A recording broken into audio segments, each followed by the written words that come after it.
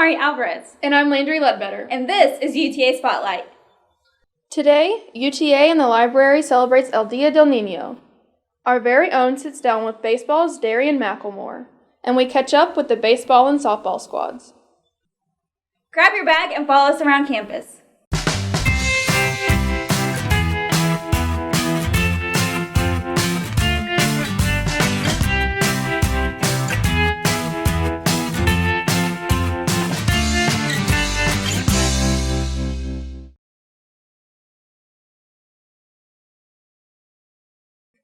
April 30th is El Dia del Niño, where UTA and the Arlington Public Library team up for an event.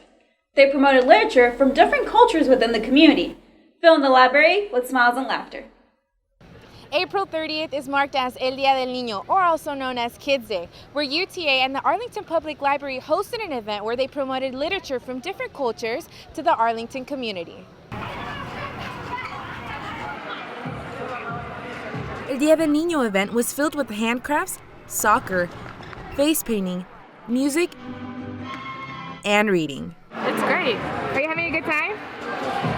Muy lindo, me ha gustado bastante. I'm with Dr. Rueda Acedo, who's actually the organizer of this entire event. How are you doing today, Doctora? I'm doing great. I am so excited to be here. I am so excited about the good turnout that we had, and I'm so excited to have all the students that we had from UTA that volunteered today. Not only did the event consist of fun and laughter, but it also promoted the importance of literature for children. Why is it that we decided to focus on different languages rather than just focus on Spanish? Because El Dia del Niño, you celebrate it in Mexico, but sometimes you really don't hear about it here in the U.S.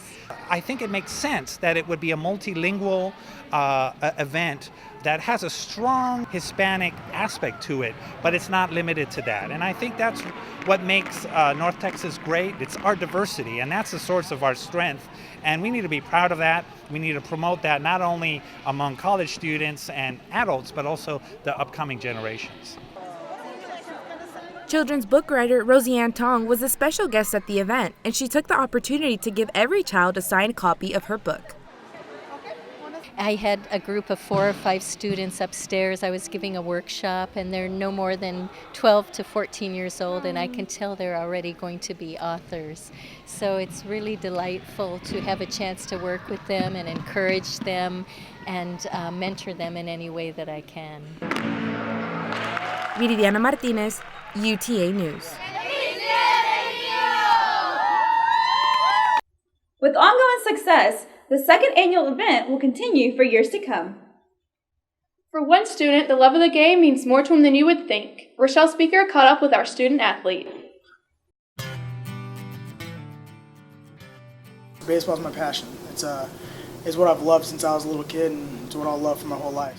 Pretty much right out the womb. I had a bat and a ball and a glove before I could even walk.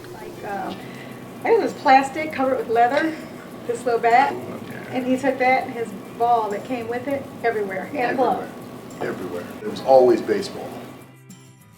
Baseball is kind of a family business. My dad played. Honestly, it's been a real big bonding thing between myself, my father, and my brother. It's just a bunch of memories of going to the ballpark early with him. Oh my God, that was fun. That's one of the things you live for as a father, and you make it to the big leagues. That's one of the things that you always dreamt of, was to be in the big leagues. And now you've got your sons. That's just a blast. I think that's every father's dream. Darian's parents told me that he has been committed to the game his entire life, and his work ethic has never diminished. Darian describes his drive as respecting the process.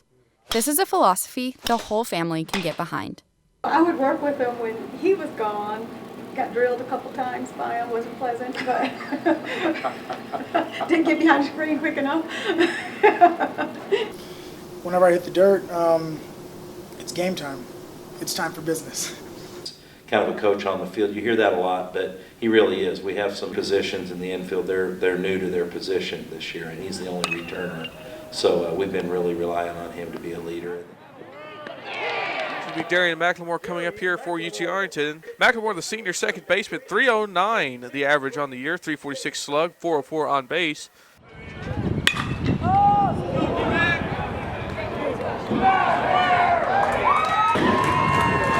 home run of the year for Darian McElmore.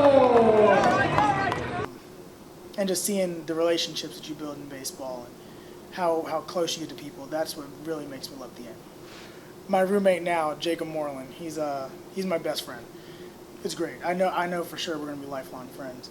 I've always called him the mayor just because he knows everybody and he puts everything in line. He handles everything. Off the field, I think he's a great leader. He's president of SAC. He does a bunch of community service. How much campus involvement we can get and how much we can get this campus to come together for one cause. Darian's baseball career has helped to shape him into the leader we see on campus. But UTA was only a step in his baseball journey. Darian is preparing to leave behind Maverick baseball and hopefully move on to the next level. After I graduate, hopefully keep playing ball. It's always bittersweet. You want to be able to move on to the next part in your journey, but at the same time, you're never going to forget the memories that you made, getting to this point.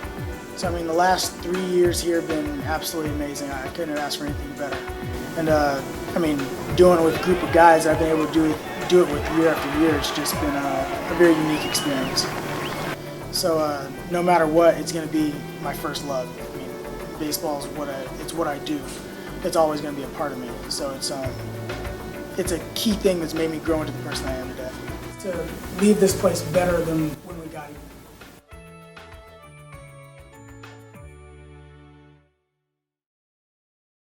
You can catch Darian and the Mavs against Dallas Baptist University tomorrow night at Clay Gould Ballpark. Speaking of the baseball team, Marcos Ortiz has the latest on both the performances of the baseball and softball Mavericks.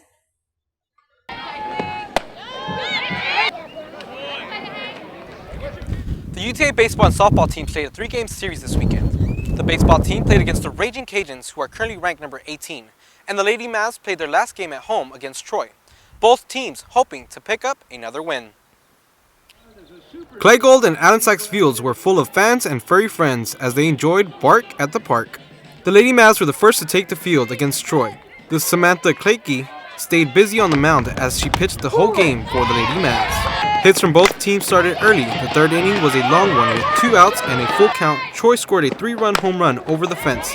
But in that same inning, the Lady Mavs got bases loaded with no outs. UTA scored 1 run on a bad pitch. The game got paused after Troy head coach Beth Mullins argued with an umpire on a bad call, eventually getting herself kicked out of the game. Sandra Mendoza hits a line drive to center field, ending the third inning 8-6 with the Lady Mavs leading the game. The Lady Mavs then scored 1 run in the fourth and 3 runs in the fifth with the score 12-6. Troy then followed, scoring with a 2-run home run over the fence, with the score being 12-8.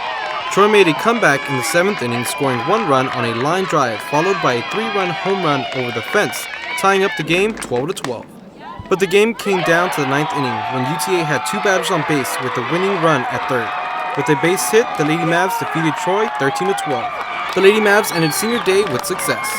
Everyone really wanted to win for the seniors, so I think that's really what helped us win in the end, is that everyone was really pushing for us, and it just made the day that much better. Meanwhile, on the other side at Clay Gould, the baseball team played against the Raging Cajuns. The game remained scoreless through the 2nd inning. But it wasn't until the 3rd inning when Louisiana scored a run, followed by a 3-run home run with another 2-run home run. The Mavs had a tough inning with the score being 6-0. The Mavs scored 1 run in the same inning. The game continued with Louisiana scoring 4 runs in the 4th, 6 in the 6th, and 3 in the 7th, and the Mavs only able to score 4 in the 5th and 1 in the 7th. The game was cut short in the 7th due to the 10-run rule. The final score was 19-6 with the Raging Cajuns winning. The baseball team still has 3-game series left in the season. Well, it won't be easy. I mean, we got DBU coming up. We got Little Rock this weekend, and anytime you get beat as bad as we do, it gets out of hand, and it's happened to us. I mean, when it happens, it seems like more than one loss. But just like our Saturday win last week at Troy, it's only one. So you got to bounce back. Marcos Ortiz, UTA News. Go out there and support your Mavericks as they near the end of their seasons. Well, that's it for our last edition of this spring's UTA Spotlight. On behalf of our producer, James Belknap, and our videographer, Trey Brackens, I'm Mari Alvarez. And I'm Lander Ledbetter. Next time, let's meet up on campus.